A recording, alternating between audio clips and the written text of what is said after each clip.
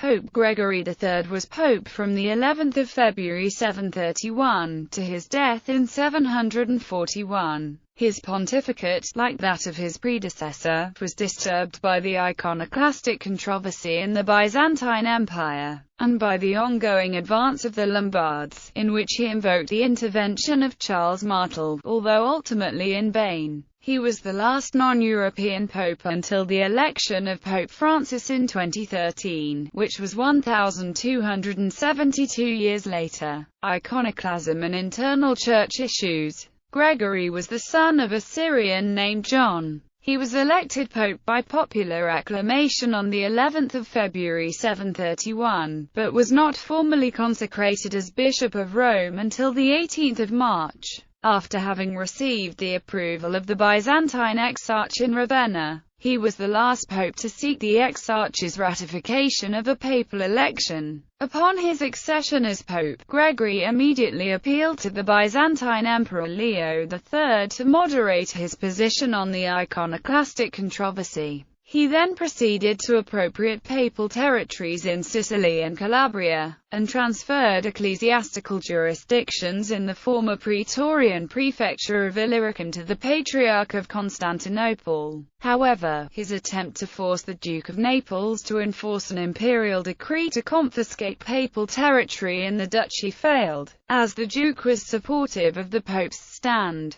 Gregory, in the meantime, demonstrated his opposition to iconoclasm by emphasizing his veneration of icons and relics. He repaired or beautified numerous churches, which involved their decoration with icons and images of Jesus Christ, the Virgin Mary and the saints. He ordered to be erected in the heart of St. Peter's Basilica an iconostasis, situated between 6 onyx and marble columns which had been sent to Gregory as a gift from the Exarch Eutychius. He built a new oratory in St. Peter's Basilica to house the relics of a number of saints, convoking a synod in 732 in order to regulate the prayers and masses to be said there. Gregory was an enthusiastic supporter of monasticism. He established the monastery of St. Chrysogonus and rebuilt the hospice of Saints Sergius and Bacchus, near St. Peter's, endowing it for the support of the poor. A temporary lull in the conflict between the Byzantines and the Lombards allowed Gregory to deal with some long-standing internal issues. In particular, the ongoing jurisdictional dispute between the Patriarchs of Grado and Aquileia. Although the Synod of 731 had adjudicated in this matter in favor of Grado, Gregory was forced to reprimand the Patriarch of Aquileia, Calixtus,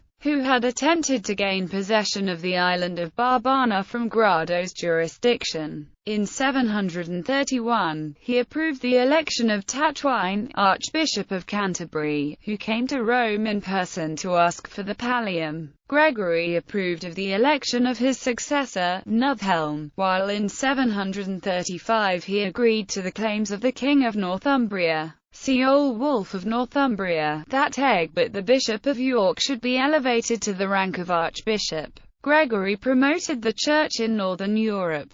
He supported the continuing mission of Saint Boniface in Germany, elevating him to the rank of Archbishop of Germany in 732, and, after a personal visit to Rome from Boniface in 737, where he was meant to attend a synod which does not appear to have been held, Gregory made Boniface a papal legate in Germany, and asked him to reorganize the episcopal sees in Germany. Gregory sent Boniface back to Bavaria with 3 letters. One commanded the bishops and higher ecclesiastical officers to provide Boniface with as much help as they could. A second was addressed to the nobles and people of Germany, urging them to obey Boniface. A third, addressed to the bishops in Alemannia and Bavaria, confirmed Boniface's status as the papal vicarius, ordering them to assemble in a council twice a year at Augsburg under Boniface's authority. Gregory promoted the mission of Willibald in Bohemia. In 732, Gregory banned the consumption of horse meat, both domestic and wild, anathematizing it as an abomination, since it was associated with pagan ritual feasting. Conflict with the Lombards. Conscious of the ongoing Lombard threat, Gregory undertook and completed the restoration of the walls of Rome during the early 730s. He also refortified Centumcelli, purchasing from Thrasimund II of Spoleto the fortress of Galles along the Via Flaminia, which had been taken by the Lombards, interrupting Rome's communications with the Exarch at Ravenna. The return of the Lombard king Liutprand in 737 saw a renewal of the Lombard assault on the Exarchate of Ravenna. Gregory's opposition to iconoclasm did not stop his lending support to the Eastern Empire to help in the recapture of Ravenna after it had fallen to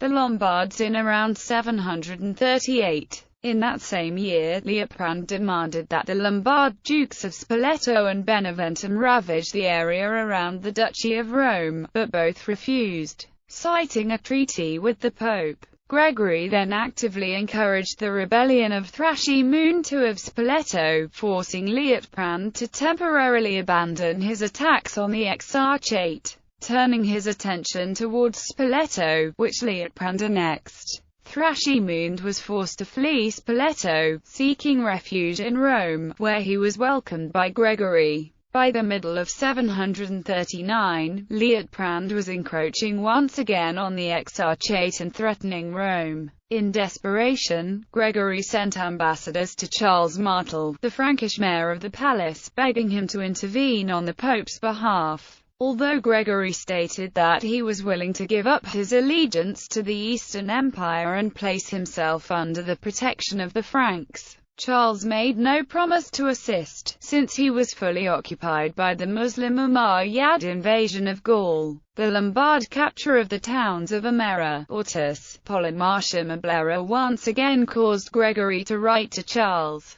this time in even greater tones of despair, beseeching his aid. Our affliction moves us to write to you once again, trusting that you are a loving son of Saint Peter and of us, and that, from respect for him, you will come and defend the Church of God and his peculiar people, who are now unable to endure the persecution and oppression of the Lombards. They have seized the very means set aside to furnish funds for the lights ever kept burning at St. Peter's tomb, and they have carried off offerings that have been made by you and by those who have gone before you. And because, after God, we have turned to you, the Lombards deride and oppress us. Hence the Church of St. Peter has been stripped and reduced to the last straits. We have put into the mouth of the bearer of this letter, your faithful servant, all our woes, which he will be able to unfold to you. Please come at once, to show your love towards St.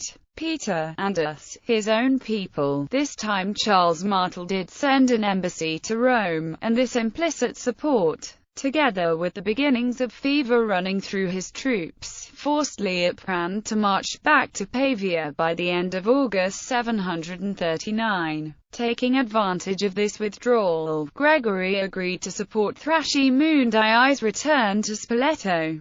Thrasimund II forced his way back in by December 739 with Roman armed support, but refused to hand over the 4 captured towns, as he had promised in exchange for papal support. Even worse news was to follow. Learning that Charles Martel was sick, Liutprand once again returned to attacking the Exarchate in 740, forcing Gregory yet again to appeal to the Franks, who again refused to become involved. He sent an embassy to Liutprand, asking for the return of the towns, but without success. Unsuccessful at stopping the Lombard advance, Gregory III died on 28 November 741. He was succeeded by Pope Zachary. He was buried in St. Peter's Basilica, in the oratory he had built at the start of his pontificate. Gregory's feast day is celebrated on 28 November. He was the last non-European pope until Pope Francis in 2013.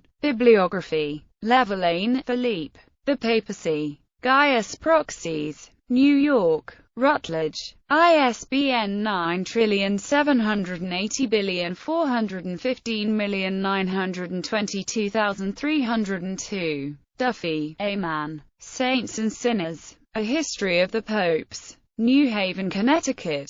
Yale University Press. ISBN 9780300115970. Treadgold, Warren. A History of the Byzantine State and Society. Stanford, California. Stanford University Press. ISBN 0804726302. Mann, Horace K. The Lives of the Popes in the Early Middle Ages. Volume I. The Popes Under the Lombard Rule. Part 2. 657–795. pp. 203–224.